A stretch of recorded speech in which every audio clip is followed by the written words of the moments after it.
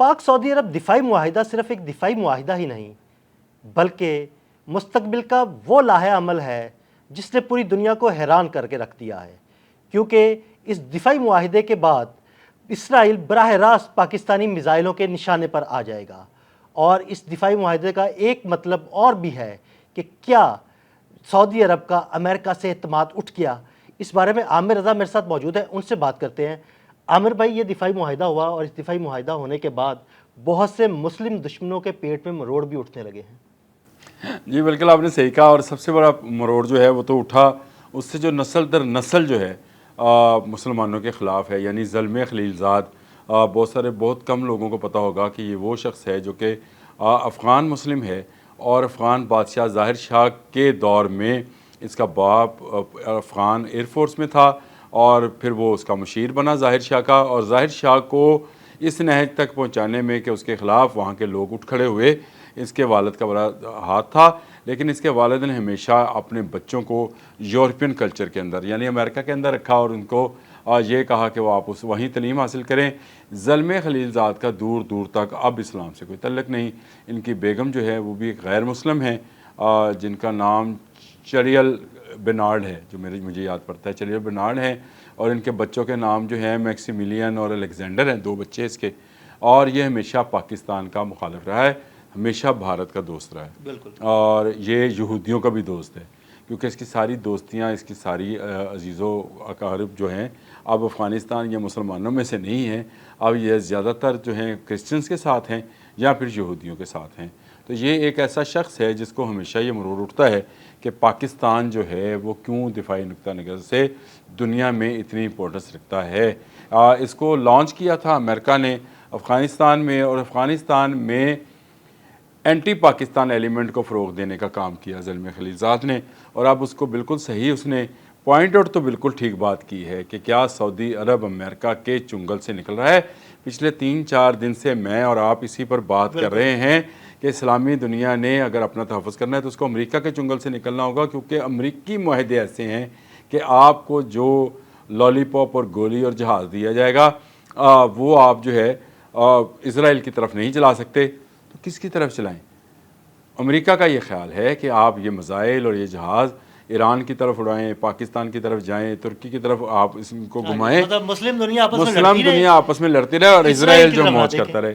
تو یہ مروڑ صحیح اٹھا۔ میں جب آپ نے میرے ساتھ ٹویٹ شیئر کیا تھا زلمے خلیل زاد کا تو میں مسکرایا، اور میں نے کہا یہ سب سے پہلا بیان آج اگر اس معاہدے کے اگینسٹ کسی کا آنا تھا تو میرے بھی ذہن میں یہی تھا کہ زلمے خلیل زاد دے گا، کیونکہ اب یہ وہ معاہدہ ہے جس کے تحت آپ نے بالکل صحیح ذکر کیا کہ پاکستانی میزائل جو ہیں نصب ہوں گے کہاں پر؟ سعودی عرب کے اندر، اور ان میزائل کی رینج کیا ہے یہ ہم سب کو پتہ ہے۔ ہم شاہین 1، 2 اور 3 پر بہت ساری باتیں کر چکے ہیں، اور ملٹی وار ہیڈ لے جانے والے میزائل جو ہیں، جو کہ ایٹمی وار ہیڈ لے جانے کے قابل میزائلز ہیں، وہ بھی نصب کیے جا سکتے ہیں۔ تو سعودی عرب جو ہے اس نے بالکل پورے گلف اور پورے عرب پینسولا کے اندر سب سے پہلا قدم اٹھایا ہے، اور میرا خیال ہے درست اٹھایا ہے۔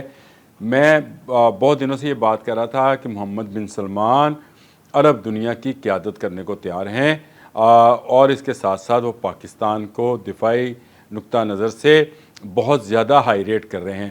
اب ہوگا کیا عادل صاحب؟ اب یہ ہوگا کہ سعودی عرب کا پیسہ اور ٹیکنالوجی پاکستان کی، اور یہ مل کر ایک آپ اس کو سمجھے کہ پاور کومبو بننے جا رہا ہے مسلم دنیا کا، اور یہ ایسا پاور کومبو ہوگا جس کا جواب نہ بھارت کے پاس ہے نہ اسرائیل کے پاس ہے۔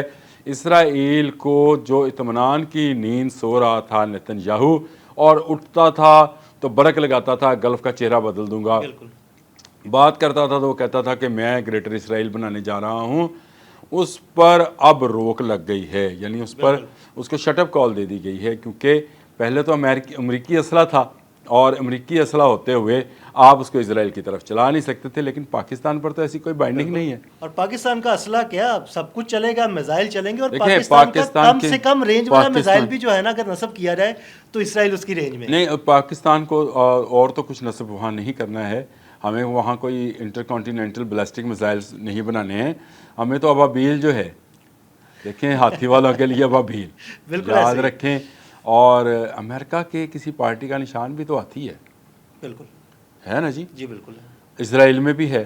تو ہاتھی والوں کے لیے ہمیشہ ابابیل ہوتا ہے، اور ابابیل وہ میزائل ہے، وہ میزائل سسٹم ہے جو ملٹی وار ہیڈز ملٹی لوکیشنز پر لانچ کیا جا سکتا ہے. ایسے ہی ایک میزائل آپ کے مختلف شہروں پر بم گرا سکتا ہے. یہ ٹیکنالوجی ہے پاکستان کے پاس، اور یہ پاکستان کی اپنی ٹیکنالوجی ہے. پاکستان کی چاہے فتح میزائل سیریز کو لے لیں، حطف کو لے لیں، غوری کو لے لیں، شاہین کو لے لیں، یہ وہ تمام میزائلز ہیں جو کہ پاکستان کے خود کے تیار کردہ ہیں. پاکستان کو کسی یورپی، امریکی، چائنیز، رشین کسی ٹیکنالوجی کی ضرورت نہیں ہے. اور پاکستان آئی سی بی ایم پہ بھی کام کر رہا ہے جو کہ 10 سے 12 ہزار کلومیٹر کا فاصلہ طے کرے گا. آپ نے کل D41 کے بارے میں مجھے بات کر رہے تھے. D41 کی طرز پر ہی پاکستان آئی سی بی ایم بنا رہا ہے. اگر آپ کو یاد ہے تو پچھلے سال پابندی لگی تھی، شاید دسمبر کا جی مہینہ بالکل، تھا، امریکہ نے کچھ کمپنیوں پر پابندی لگائی تھی کہ چار پاکستان کی میزائل ٹیکنالوجی کمپنیوں میں پابندی لگائی تھی. اور پابندی یہ کہہ کر لگائی تھی کہ یہ ایسا انجن فراہم کرنے کی پرزے جو ہیں ان کو امپورٹ کر رہے تھے پاکستان کے اندر، جو ایک بڑے میزائل سسٹم میں نصب ہونا ہے، اور وہ میزائل امریکہ تک مار کرے گا. اچھا، یہ امریکن تھنک ٹینک کہہ چکا ہے کہ پاکستان جو ہے یہ ٹیکنالوجی حاصل کر چکا، آئی سی بی ایم ٹیکنالوجی حاصل کر چکا ہے. ابھی تجربہ کرنا باقی ہے، اور ہمیں تجربے کے لیے بھی کوئی ایسی جگہ چاہیے جو کم از کم ہم سے ہزاروں کلومیٹر دور. بالکل ایسے ہی آپ مطلب سمجھ گئے، کریں گے مطلب سمجھ گئے. تو ہمیں کوئی ضرورت نہیں ہے. اور سعودی عرب نے یہ جو قدم اٹھایا ہے، آپ اس کے بعد دیکھیے گا کہ عرب ممالک جو ہیں وہ آہستہ آہستہ پاکستان کی طرف. ابھی میں آج سعودی عرب والا گانا سن کے ہی جو انہوں نے بنایا ہے، بڑا زبردست انہوں نے بنایا، وہ سن رہا تھا تو مجھے ایک دوست نے ایک اور گانا جو شیئر کیا جو قطریوں نے بنایا ہے پاکستان کے بارے میں. اور اس میں وہ کہہ رہے ہیں، جو عربی زبان میں ہے، وہ مجھے عربی اس طرح سے نہیں آتی ہے لیکن جن کو آتی ہے ان سے ہم پوچھ بھی لیتے ہیں، جس میں وہ کہہ رہے ہیں کہ یہ مسلم دنیا کا محافظ پاکستان. زبردست. اب یہ دیکھیں، یہ سلوگنز میرا نہیں ہے، آپ کا دیا ہوا نہیں ہے. تو اس کا مطلب یہ ہے کہ اسلامی دنیا کے تمام ممالک جو ہیں اس وقت پاکستان پر نظریں گاڑے ہیں. پاکستان کے ساتھ جو دفاعی معاہدہ کرے گا وہ ایک ایٹمی قوت کے ساتھ دفاعی معاہدہ کرنے جا رہا ہے. اور اگر اس ملک کی طرف کو دیکھے گا تو پھر ایٹمی میزائل چلے گا. ابابیل کا میں نے ذکر کر دیا. آپ دوسرے میزائلز بھی ہیں جو وہاں نصب ہوں گے، اور پھر JF-17 تھنڈر اور J-10C بالکل، یہ بھی اڑیں گے. اور بہت جلد J-35 کے بارے میں نے ولاگ کرنا ہے. آپ میری باتیں لیک نہ کیا کرو. یہ اس طرح کی باتیں جو ہے نا ہمیں کرتی ہیں. معاہدہ ہے، جب معاہدہ ہے تو معاہدے کی میرا اور عامر بھائی کا بھی معاہدہ ہے.